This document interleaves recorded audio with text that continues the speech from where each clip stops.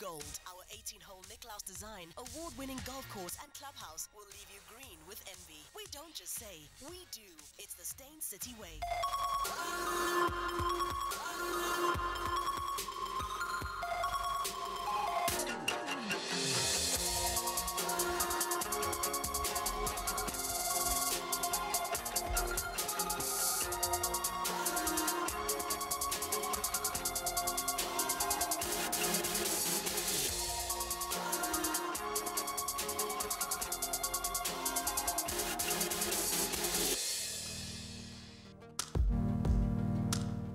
Oh man, from a rainy Johannesburg. Good day and welcome to Real Talk with Anele. A massive thank you to the Afternoon Express team. They will be back tomorrow between 4 and 5.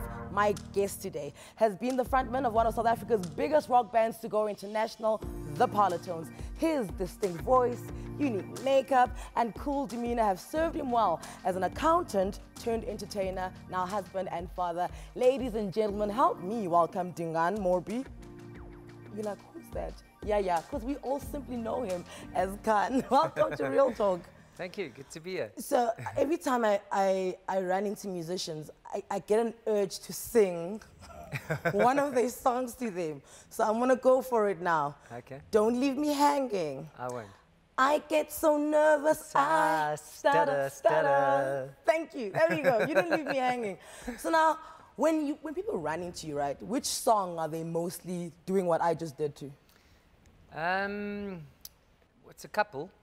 Good. Some people go, I like that song, woo, and they do the high part, Giant Mistake. Oh, Giant Mistake, Yeah. Gigantic. Yeah. Oh, that song was so sad, my word, yes? It was quite funny, actually. I was at a garage once, and the lady at the teller said, I really love that song of yours, but she sang the melody of Push Me to the Floor, but she was like, kiss me through the phone. Oh, and I was like, you should merge two songs. You're just like, I think that's Soldier Boy's Kiss Me Through the Phone, Yeah, to the melody alongside Parlotones. But you know what, we'll take it. But I mean, it's all love, right? It's basically No, of course, people. yes, yeah. They're connecting the dots somehow. So when you said, I watched an interview, like you fantasize as a kid, you just fantasize about being a musician, you know, not necessarily famous or be like a rock star. You just wanted to know that you could do music. What fueled that? Who was keeping that dream alive around you as a kid? Yeah, I think I just was, you know, lucky or privileged to be born into a family, and it's a collective family, and I'm talking extended cousins and uncles and aunts that all loved music. Some of them played instruments, some just loved it. I mean, I even remember there used to be this thing kind of around New Year's Day or New Year's Eve where they would predict the top 100 songs of the year, and we would all go around and take bets and kind of sing along. Even the top 40 was an exciting thing to listen to on a Sunday and try and guess which song was going to get to number one. We used to do that. Yeah, so it was just always, music was always around me. I was raised by my gran, who was very religious, and as a result, it meant that I was kind of reared in the church. And you were singing in the church as well? Yes. As many musicians start in the church as well. Yeah, exactly. So you were raised by your gran, but your mom gave you your name, Kahn, as her protest to apartheid. Yes. Shout out to your mom. It was very effective. Of course it was. You and I are sitting here years later. You know what I'm saying? It was all because of that. It was all because of that, and a few marches. So listen, did she dress you up like in the Zulu regalia? Because I know people like that, they're extremists. No, not at all. Okay, so all she did was, your name is Kahn.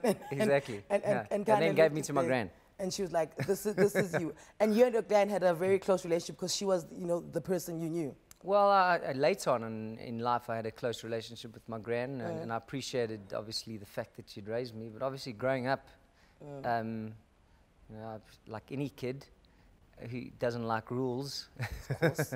I guess we had a very, you know, we butted heads a lot. But yeah, I think as you mature and you reflect on life, you realize how important and what an impact she actually had on my life. But yeah, growing up, I wouldn't say we were close. I think we were arch enemies for a while.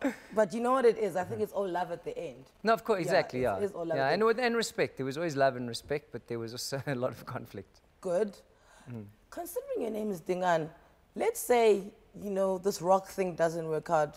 Start a Mia, maybe? Starter what? Skatamia, the Zulu, like Zulu. Oh. You know, like Ladysmith Black Mambazo? Yes, yeah. I think you should give that a... Yeah, well, maybe I can join them and ask them. Yeah, I'm used to wearing a uniform on stage. Maybe they'll let me. So you said you struggled to get into bands. That's why you just decided you're going to start your own. Why did you struggle? Were you bad? I think I just, you know, when bands were becoming popular when I was at school, there was a certain style of music that was popular, and it was kind Punk. of... It was either punk or grunge or metal. Yeah, very hard. Yes, and this aggressive voice. Yeah. And I even tried to sing like that, but it just didn't come out. I just have a very sore voice the next day. Yeah. I actually sounded more like a girl. An angry girl, naturally. So they were just like, no, it's not our cup of tea. And then I was like, okay, well, you know, I can't handle all this rejection. I'm going to start my own band. and then they can't fire me. So then were you the kid in high school who was constantly performing at the, you know, the cultural evenings and the cultural week, and let's say the regional inspectors there, so Kahn, quickly go sing on stage? I was very much involved in acting at school, so I'd often, because I loved sports as well, so I'd run from the rugby field, and then I'd kind of go to, because drama classes would always happen at night, and then I'd go and act, and then and then same thing at when I was at RA, it would be, I played soccer for the university. Then I'd go from the soccer field, quickly go to the production house, and then there was a lot of musicals, and I would act in the musicals. So you could have been a professional soccer player? I doubt it. It was a fantasy I harbored as well, mainly for the wallet. You just thought David Beckham's like pay you, like they paid him how much? That's what I'll do. Yeah, actually, I think it was just I harbored a desire for a six-pack, and all soccer players seem to have a six-pack. And good inner thighs, yeah. Like they just like, and they all have brackets. How come no soccer players have knock knees? That's true, yeah. Do you realize it? Maybe it's a requirement. And also maybe I'm bitter because I've got knock knees. So when did you first pick up your first guitar? Probably at about 14. That early. Yeah, my gran bought me a guitar for my birthday. And do you know how to play it immediately, or do you have to go for lessons? No, I went for lessons initially, but you know, I didn't like the songs or the... Again, it was that thing... Teenage angst. Well, I think it's what most teenagers go through today. You want to be able to play like that. And you're like, she's teaching me this is the day and this is boring. I want to play Bon Jovi or whatever it was. I was Oasis into. or R.E.M. or The Cure. How'd I play that? And that's actually why I started writing songs, because I was actually a frustrated guitarist. I wasn't good enough to play these complicated chords. I knew 3, and then I would just go down a rabbit hole and write 100 songs with those 3 chords. And I actually realized that was my main passion. Was writing. Was writing. So your first band, am I correct in saying it was named Crayon? Yes. Which is the same guys. Same guys, yes. Yeah. So, you know Maroon 5 was called Kera's Flowers? I didn't, eh? Yeah, they were called Kera's Flowers, and then before they made it big, somebody said, guys, listen. You got to change that. Let's bury Kera's Flowers. Let's go with Maroon 5. So it's Crayon. Were there any names between Crayon and the Parlotones? Yeah, for a brief stage, we were called Soapbox Derby, between Crayon and the Parlotones. Soapbox Derby? Yeah. So Crayon was, well, we thought, you know, Crayon's your first creative tool. And they're colorful. Yeah. I'm colorful. Yeah, there we go. But all our friends were mocking us, saying, what, are you going to be like exclusive at kids' parties? Crayon. And we're like, okay, maybe we should change the name. All right. And then we came to Soapbox Opera and then into the Parlotones. Yes. Excellent. Let's take a quick ad break. Listen, there's thunder happening here. Now, in my culture, it means that it's a good day. We have Kahn, obviously it's a good day. On the other side of it, we get to learn more about Kahn Morbee. Don't forget to enter our at-home competition, where you can stand a chance to win yourself a lovely 5,000 rands to spend at any at-home store near you. Get onto our social media pages and enter. We'll be back after this quick ad break.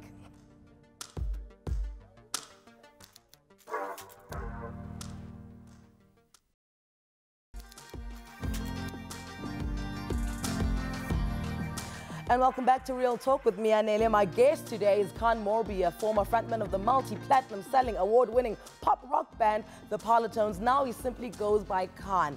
Now we're going to touch on this later, but are you not with the Parlotones anymore? No, I am. I was going to correct you. It's not former. Okay, still there, yes, right? Yes, yeah. You are basically so you know, like one you do 94/7 and you do Real Talk?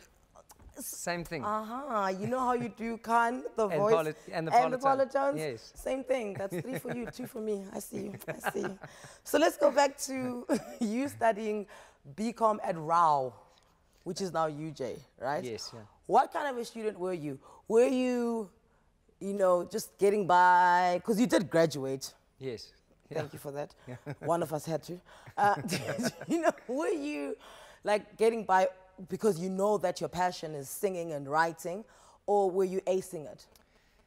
Well, I'll tell you the type of student I was. I actually had no clue what I wanted to study. And I went, it was kind of a whole bunch of friends that went there, and we were kind of deciding what to study. And a friend of mine said, BCom Communications, you get to do advertising and all these kind of things. I said, that's cool. Started off BCom.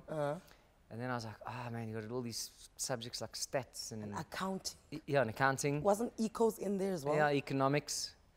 So then I was like, oh, I really don't want to do that. But I like English and I like the advertising side. So then I flipped to BA Communications. Okay. And I finished it off as a BA Communications. I did the bare minimum to kind of just get through, and I got it. And actually, I never knew at that stage that you could do a degree in music. Had I known, you would have just gone to do that. Yeah, yeah. So, I mean, look, all paths lead to some sort of destination anyway. But you know, I think when it came to academics, I thrived in the things that I liked. And then, which is writing. Yeah, so I enjoyed English, but aspects of it. If I didn't, you know, I guess. Most of my academic life, I was a straight C student. So you weren't enjoying Ulysses? No. You know Ulysses, that big ass book that's like this. You just like, jeepers. How many years do I have? Yeah. So now, what I marvel when I think of the Parlotones, and I mean, when I started on campus radio, you guys were, you know, also, you know, on the trajectory to become the Parlotones that we knew, is that for a while, all of you, all 4 of you, were still doing your 9 to 5s whilst you were gigging. So there'd be times when you'd arrive from Bloemfontein at 5 in the morning doing a gig there and, you know, shower just to, you know, go to work where you were a banker.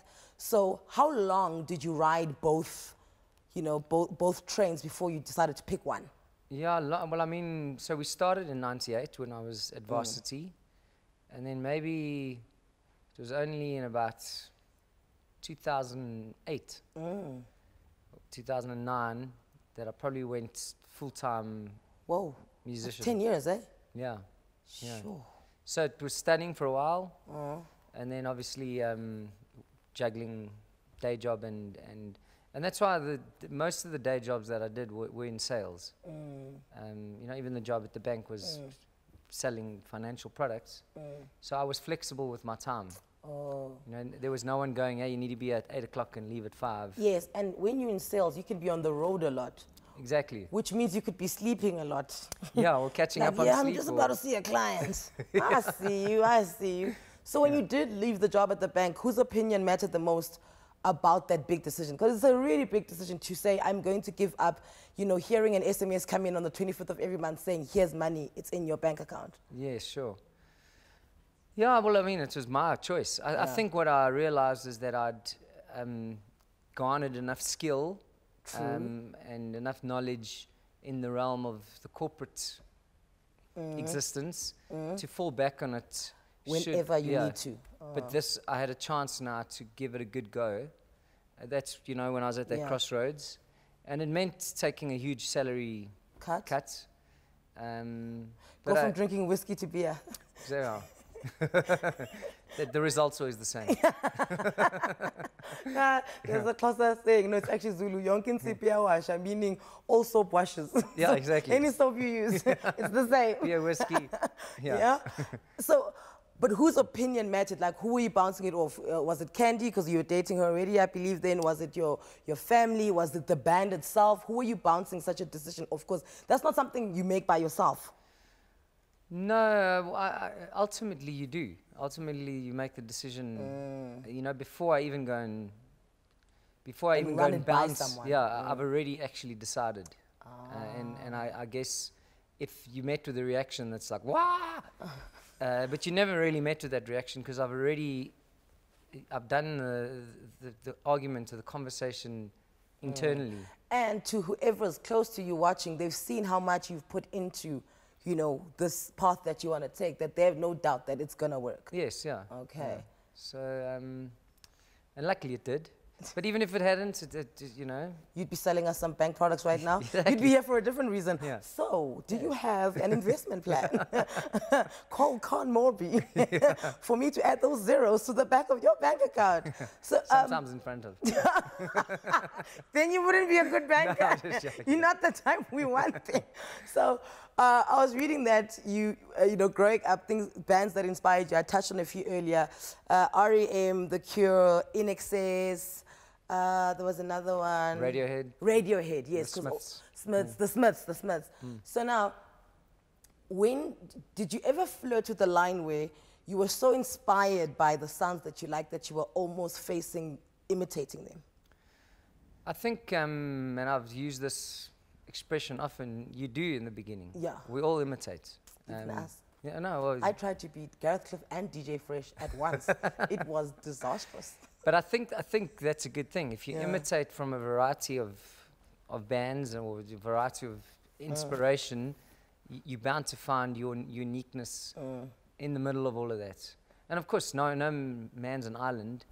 You are going to be a product of all that imitation. But there's that classic saying from that trumpeter, at first we imitate, or you assimilate, imitate, and then you innovate. Oh, wow. So say that again, please. Assimilate Okay, all the stuff that you love. Yeah. Then you imitate, you copy them, and then you innovate. So that's just how you learn.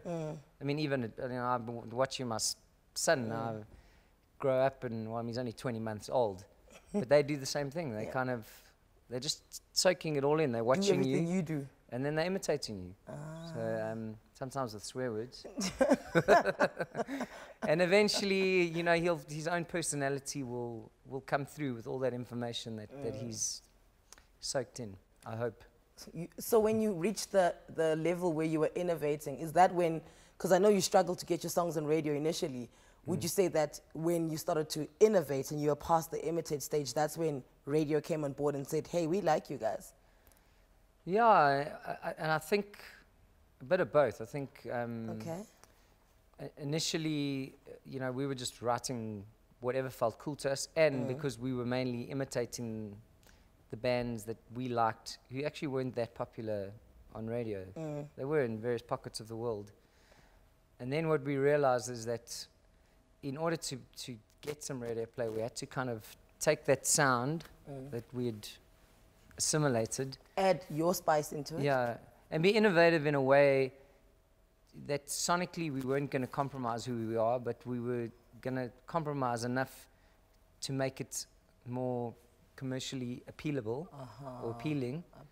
And I guess that's where, you know, that's the kind of, I think that's the crossroads any creative person has to make, is how do you find the meeting point between being truly artistic, but also being commercially viable. And how do you know you're there as well? Because you could miss this, you know that. No, right? no, you can completely. It can be so blatantly obvious that you're just trying to write a commercial song that people tune it out. Yeah. There must be a little bit of that edge. All right. I'm going to ask you a question you answered when we come back from the ad break. Where were you the first time you heard your song on radio, and who were you with? We'll continue the conversation with Kahn after the break. Join in on the conversation on Twitter as well, at Real Talk on 3. The stage is yours.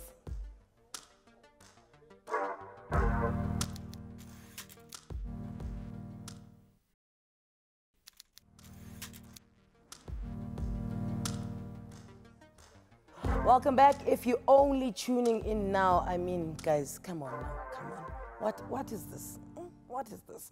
We are live and in your homes from 5 until 6, Monday to Friday on SABC3. Today on the couch, I'm with rockstar. I'm supposed to do this when I say rockstar. I'm with rockstar, Kahn Morbee. So listen, the Parlotones and I maintain two things that kind of, for me personally, was the first time I saw and I liked. And maybe this was your BCom, BA communications coming through, is you branded yourself so well. I think it was when the robot thing came through and the way you guys would dress. So for instance, I didn't have to see the four of you to know that this is a Parlotone something. It's a letter from the Parlotones. It's a cup from the Parlotones. And another thing was the endorsements that you guys picked and, you know, you went through. When that entire phase was happening, did you not fear that you could slip over, you know, from being well branded and well endorsed to just becoming a billboard? I guess we didn't, all of those things, we didn't actually really think about them. It wasn't like I'd even look back at my textbooks. I think maybe some of that stuff sunk in, but all of it was really just an experiment. You know, from using the megaphone as a logo, which actually was, again, imitating. We knew the Rolling Stones had that tongue. And we were like, that's a cool idea. Let's create an identity that people will associate with us, and that's where the megaphone came with. And then the makeup was also just happened as a result of playing a birthday party for Cosmopolitan magazine. His 21st birthday, hey? Yes. Yeah, yeah. Which was a dress up, and there we put on makeup because there was a makeup artist that said, hey guys, you want to put some makeup on? We're like, yeah, cool. Yeah. Give her 7 other tequila. Do it. And then watched the movie called Clockwork Orange, where we kind of, again, nicked the idea. And all those things just became sort of associated with us. And I think when a lot of those endorsements happened, we probably did cross the line. I think not because we embrace them. I think it's important in the new age to get any help you can. This is true. To help your career along. I think it just mustn't be, there mustn't be a disconnect. Between your art? Yeah, or a disconnect with who you are, and, you know, if you, you know, if I do not necessarily believe in the ethos of fast food, you know, perhaps I shouldn't be using that as an endorsement, because it's not in line. But obviously, if I use technology, then go with it. Then there's no, I don't see any problem. It's something I would have embraced anyway. I hear what you're saying, but is that not difficult to stick with your beliefs of, say, fast food when you're in a band with 4 people? Let's say you're the only one and then the other 3 are like, you bring that chicken. No, sure, well then that's fine. Then we do it as a collective and we arrive at a decision. And you know, we can't undo it. But I do think it was the first time we actually got a real kind of backlash. And there was this thing prior to that. I mean, it really has changed, that you were seen as selling out, or... But also because you were a rock band. If a hip-hop guy came through and got the fried chicken, we would be out there on videos, be like... Because rock bands, there's like this, you know, you have to be hurting, and like there's like this, vibe. Whereas hip-hop is like, bring on the chicken, bring on the fries. So again, I'm like, bring it on, if it's in accordance with my lifestyle. But in hindsight, because when you were taking all the endorsements, I was like, oh, that's great, because also I felt like you were spearheading. And once that door's open, it's open, then other acts can come through and benefit from groundbreaking deals like yours. So, but then in hindsight, when you guys moved overseas, I was like, okay, that makes sense. So they've got all this money, because if you're gonna move overseas, you need to have money. You need lots of money. You need lots of money. So then I was like, oh, okay, well, you know, the end justifies the means. Sure. Were you in that also realm of thought? Well, I mean, again, it wasn't that... well thought out. Yes. Am I giving you too much credit? Yeah, you're giving too much credit. I wish we were that strategic. You can't be, actually. You know, I think you do what you think is right at the time. And sometimes you land on something by accident that works. Much like writing a song. It's... you know, obviously you're thinking about ideas all the time and you're experimenting with ideas. I'd say none of them don't work. But the one that does. Yes. Yeah, and then you're stuck with it. Hey. You know, like the makeup. Did you see what happened? I did this and then thunder happened. Okay, sorry. You've got powers, So, yeah, you know, And I think that applies to anything in life. I think as long as you keep trying stuff, Yeah. some things are going to work, some things aren't. Some things are going to work so well that everyone sees it and then they have a reaction. Like the So, correct me if I'm wrong. You guys were big in Germany. You had a following in Germany. I've been to a gig. I emceed your guys' gig in the UK. You were quite big there as well. I mean, you did like the venues, a few of them. Why move to the States when your following is so much greater in the UK and Europe? Well, you know, there was quite a cool trajectory there because we'd done a tour with a really big band called Blue October. Hurt me. Hate me Hate today. me. Yeah. Yes, okay, yeah. And so we had, as a result of that, picked up quite a following. And I don't know, you know, there's a lot of behind-the-scenes things. It wasn't the right decision, to be honest. Okay. And I now know that you don't have to be geographically based in a country in order to tour excel there. Yeah. And by doing that, we actually lost a bit of traction in South Africa. Yeah, and Europe and the UK. So, but it's all good. We still have those fan bases, and we still do tour there. Yeah. And you know, we've realized that despite all the chaos that exists in our land, there's no other place we'd rather live. I mean, there's some wonderful places around the world, and we've had some amazing experiences, but there really is no place like home. Okay, Dorothy. Click your shoes. You once said the thing about a vibe at a gig is that you could get the best vibe from 50 people who make it feel like there's 1,000 of them, right? In your mind, where has the best gig for you ever been? Be it 2 people, 10 people, the World Cup? Look, that's one. The World Cup was was definitely one a memory that I'll forever cherish. And I've said this many times. And I think the reason I cherish it is because it was never in my radar. You know, you have all these rock and roll dreams and aspirations, but I would never have thought that, A, the World Cup would even come here. Right. And that we would somehow be performing at a kickoff concert, you know, some weird way representing our country, being beamed to billions of people. I could never have imagined that. It's easily the biggest sporting event in the world, and you got to perform there. Yeah, exactly. So a few bands, even the superstar bands, can ever claim that they... Even R. Kelly was like, this is it. This is it. I can retire. So from the World Cup, let's take it back to the question I asked you. Where were you the first time you heard your song on radio? Well, I'll say there's a few key moments for us. Okay, so when we first started the band and we first started gigging, we'd get so excited about just hearing our name on radio, we'd tape this thing called the gig guide. In those days, it was like I remember. Press both the play and the record. Yeah. And then Parlotones would be playing at the Roxy Rhythm Bar. We're like, whoo! Play it back. Hey! So chuffed. Look, Mom, I'm big. Yeah. And then there was another moment, which was quite funny. Barney Simon, when he was still at 5 of him. Radio 5. We just call it 5. I don't know what it was called. Yeah, 5. It was Radio 5. So he used to do like feature new SA bands, and he'd play their demos, and he'd have this guy that would actually bring the demos to him, Simon Folds, and they played our stuff, and Barney was like, oh man, it's great to hear a female vocalist on the scene again. And Simon Folds was like, no, it's actually a guy, It's Kahn. Yeah, so it obviously sounded like a girl. And then, I think the next time was when I think Here Comes the Man started getting a lot of play. And I would hear it on radio, and it actually always sounded weird. It was always weird to hear yourself. Yeah, you know, your voice, as you know. You sound like a girl. No. But it sounds different internally than when you hear it externally. And then your friends would just either phone you, SMS you, hey, you're on radio, hey, you're on radio, hey, you're on radio.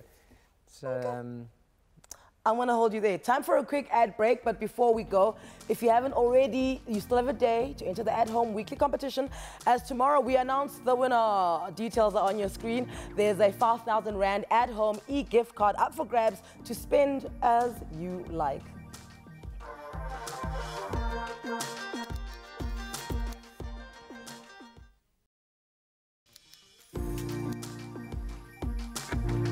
And welcome back to Real Talk on 3. I've been chatting to Kahn about his first love, which is music. So the music, you guys filled up the dome, didn't you? Yes. Yes. Yeah. Hey, Casper.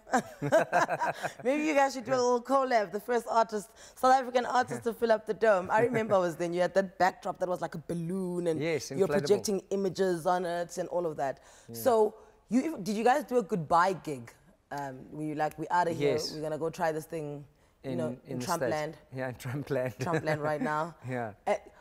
Do you know, I always say, I worry when people do goodbye gigs. You know, if I had to like go overseas, I'd leave like in the night. Like, I'd tell no one. I'd be like, phew. Nah, I know. Yeah. Look at your face. You don't know. Yeah. No. In hindsight. Hindsight, jeepers. That's why they say it's 2020. Yeah. Great teacher, hey? Yeah. And, okay, your manager, you are such a gentleman, okay? Because if your manager had done what she did to you guys to me, my cousins would be at his house right now. So there was a financial discrepancy, a major one. Are you allowed to talk about it, or are there legalities around us not talking about it? No, there's not really. Okay, then spill. No. Well, there's definitely no legalities, but I prefer not to. It's kind of. Is it a sore spot? No, it's just it's in the past. It's in the past. It's in the past, and we've moved on and in a good space. Oh, good. Okay, we're not going to. And I'd like to believe that there were positives in the relationship. I guess the negatives started to outweigh the positives, and that is why we, had to kind of part ways. I sound like a politician now. I know. I'm ready to vote for office 2019. But I mean, that's. I think any relationship will have its goods and its pros and cons, and I guess when the good days or the bad days start outweighing the good days, that's when it's time to kind of say, look, it's been a good run. And you can get stuck in a messy place trying to go, let's fix what our version of history is.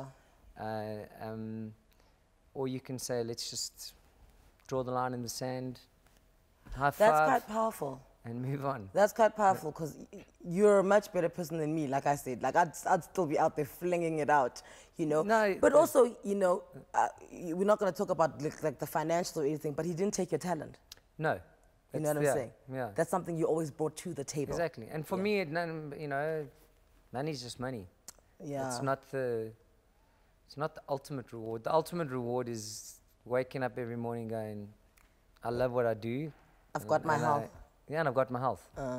And I'm surrounded by people that I love and who love me. It's, the money is just a necessity to kind of get through this thing called life. Yeah. The reward is, I think what's sad is a lot of people never find that thing that's them. That drives them. I'm very privileged to know what that thing is. And even if it wasn't my source of income, at least I found it, and I would still find time to enjoy it. I hope people are going to rewind that and watch it. Like like you guys used to tape the Kid Guide. Yes. Somebody's taping it, and then they just play it to themselves over and over. So I said we're going to touch on it later. Where do the Parlotones stand now? So you're doing Kahn, which is your solo your solo thing. You also just did a song with Karen Zoid, which was quite great.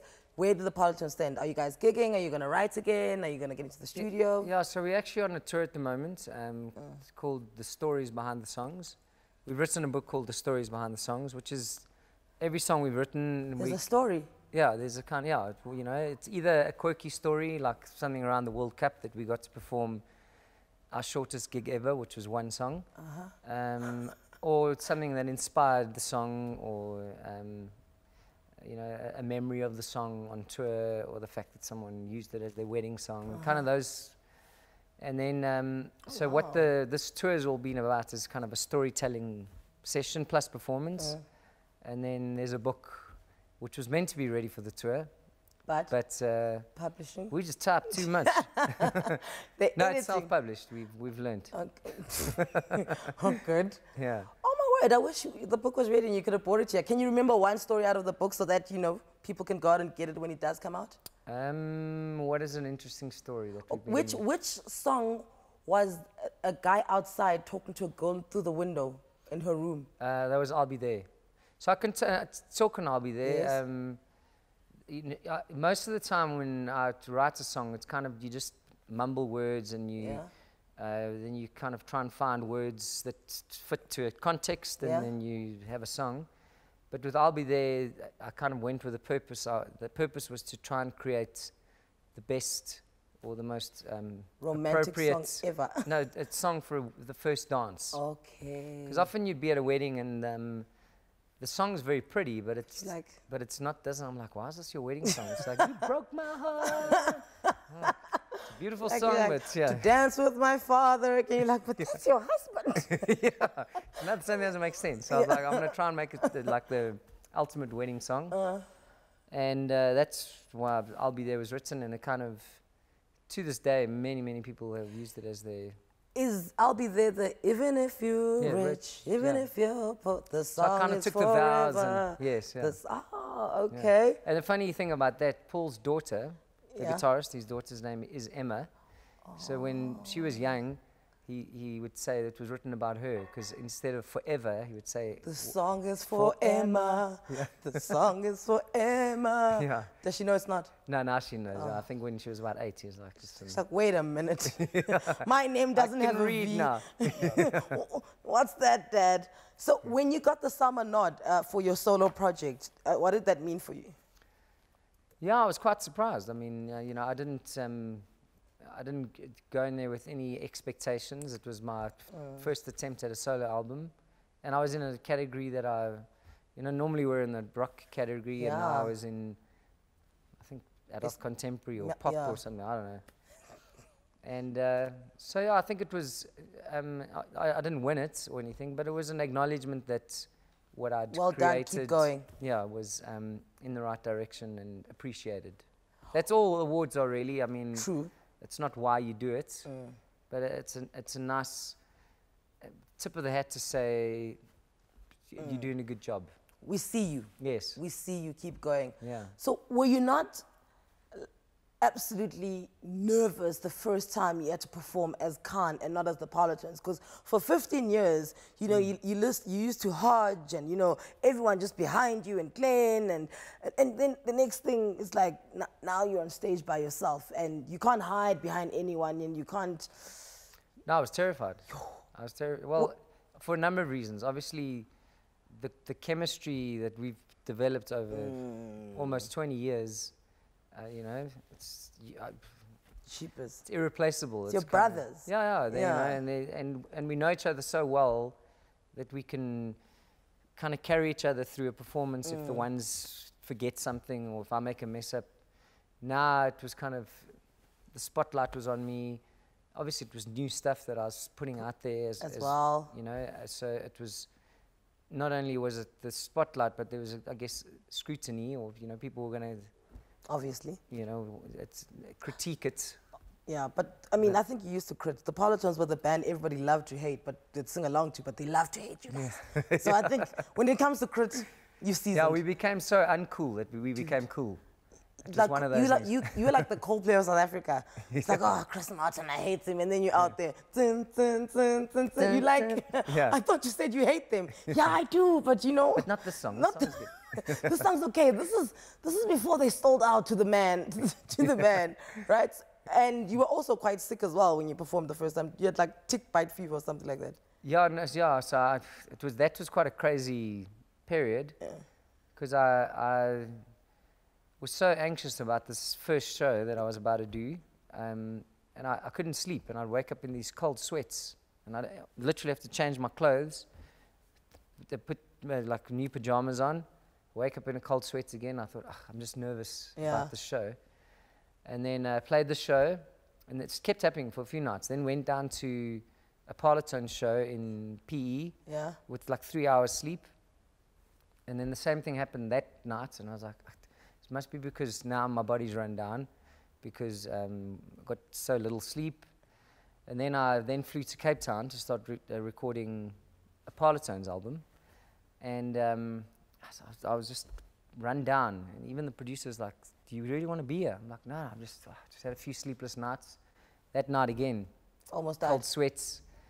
And then I saw this mark on my leg, and I'm like, and then a friend of mine, he'd previously had the spider bite, where your flesh starts rotting. I'm like, oh my word, I've got that spider bite. So I quickly went to the doctor and I said, I think a spider's bitten me and my flesh is going to rot. Let me hold you there. I want to let the thunder pass and I want to go to an air break. So hold this. So you've got a spider bite on your thigh. Hold the story there. When we come back, the story continues.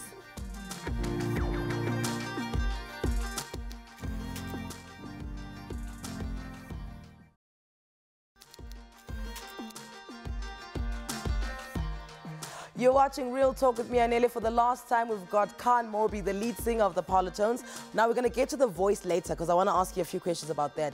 But you're telling us a story. You've got a bite in here and you're about to die and you can't breathe and you're sweating. Yeah, no, because now I think it's that spider that eats your flesh. And I'm like, oh, I've got to get to the doctor. Eventually, I do.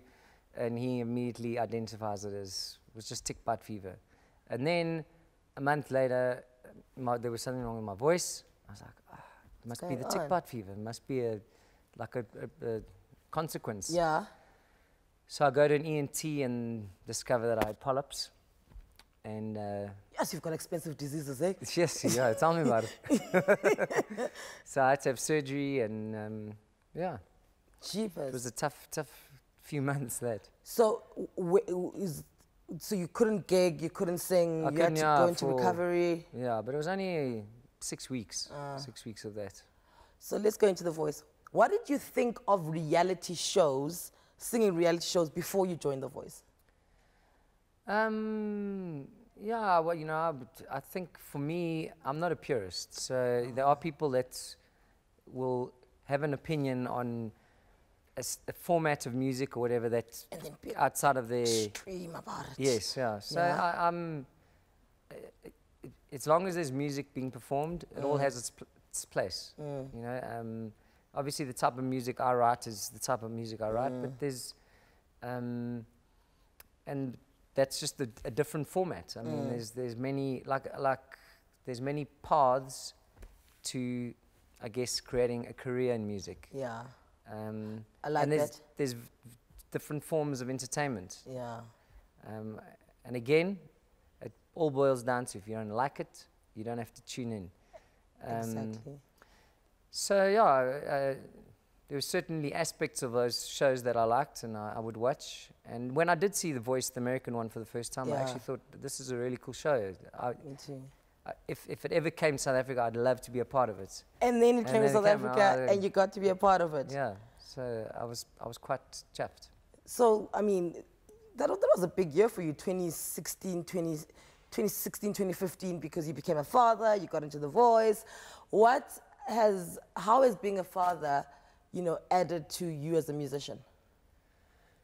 I have to be a lot more structured with my time. True. You know, I can't just hope that, you know, I can't spend 5 days writing a song. I'm like, okay, I've got 20 minutes. Okay. I'm gonna write a song.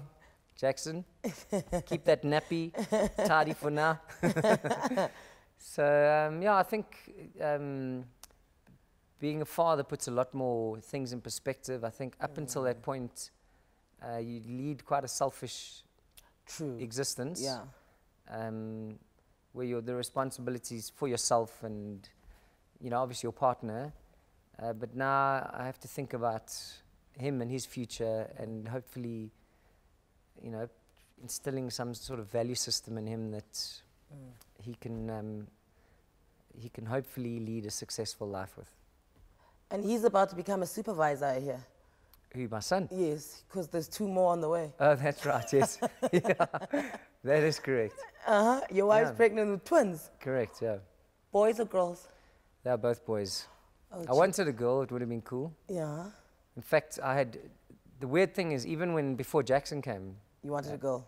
Yeah, we had all these girls' names, and then I secretly harbored wanting a boy, and that's what happened. And we were going to name her Milo. Oh, wow. So his middle name ended up being Milo, to kind of make up for that. And then we had all these girls' names now for the twins, and they're boys. So one of them we're just going to give a girl's name and dress in girls' clothes. Georgina. I mean, it's all the rage now. To have boys dressed like girls. It's androgynous vibe. Yeah, It's the new thing. It's the new wave. Or you can call them Georgina, and people can call them George for short. That's true. I'm here for you. I'm here for you. And look at now, that's 3 boys, so you've got a band. Yes. So if you start a band with your 3 boys, we can call it the Kahns. Yeah. You should be my strategic marketing / PR person. I'm going to make you guys sell chicken. I hope you know that. I hope you know that. So one of our viewers sent in a question, and I absolutely loved it, so I promised that I would wrap up the show with it. At Chaos Mpila asks, what song would you love to erase from your memory so you can hear it for the first time again? One of my own, or... no, obviously not. What I love to erase from my memory. Sick. It's a good, yeah. It's a very good question. Yeah, it's a great question. I was quite jealous that I didn't come up with it, to be fair. Because it's, I think one of the best songs ever written to this day, but you know, it's obviously been played so much that you kind of get sick of it, is probably still Bohemian Rhapsody. Okay. Because it was so fresh and interesting, but it's no longer fresh and interesting because we've heard it a gazillion times. Yeah. But I can imagine being in that era, hearing it for the first time, going, what is this? Yeah. What is this wizardry that they have created? And that's that, Bohemian Rhapsody. Yeah, I think so. Queen. I mean, look, you're making me think on the spot. No, it's fine. I like it. And that's the real problem with a reality show. Like The Voice, is you got all these great voices, and you've now got to go and pick one. Is your website still Much Love Kahn? Yes. Exactly. People can get him there, muchlovekahn.co.za. We have unfortunately come to the end of our show. Thank you so much, Kahn, for joining us. Thank you. It was a treat. If you love the pieces of our set, courtesy of At Home, then do yourself a huge favor and keep entering our weekly competition so you too can kit your home out as well as we've done. Remember, if you're one of those people who were late for class, you can catch the repeat tomorrow 9 a.m. on SABC3. From me, Anele, let's do this again. Same time tomorrow, SABC3. The stage is yours. Bye-bye.